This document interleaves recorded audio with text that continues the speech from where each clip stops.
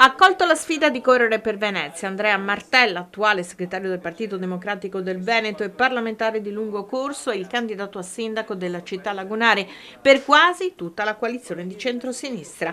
Si è presentato incentrando la sua candidatura sulla responsabilità.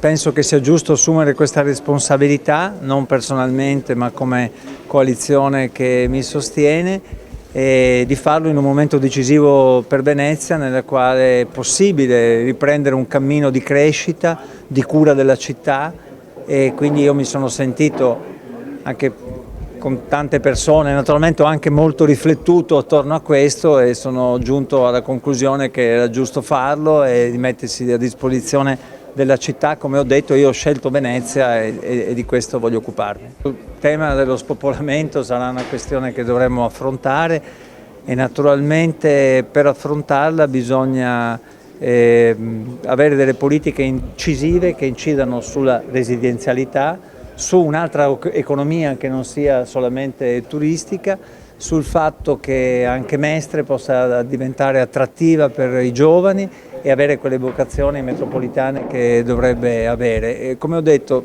noi punteremo al fatto che Venezia sia una città nella quale si possa restare o tornare a vivere. Ecco, questa sarà veramente la grande scommessa che dovremo affrontare. Non è che la si risolva con una bacchetta magica, ma è questo il tema che noi dobbiamo affrontare. Bisogna fare cose concrete che rispondano direttamente ai cittadini, ma bisogna farlo con una visione politica, con una strategia che non può che essere quella di fare in modo che Venezia rimanga all'altezza della sua storia incomparabile.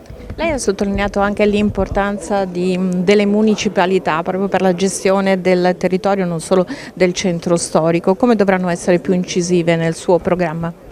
Ma io ho detto un tema che secondo me è di fondo, quello che non solo bisogna fare politiche nuove che non gestiscono l'esistente, non improvvisate, ma che bisogna anche avere un metodo nuovo. Il metodo non può che essere quello del confronto, del dialogo, della partecipazione, che è mancato nel corso di questi anni, per dare a Venezia dei poteri, un'autonomia su alcune materie.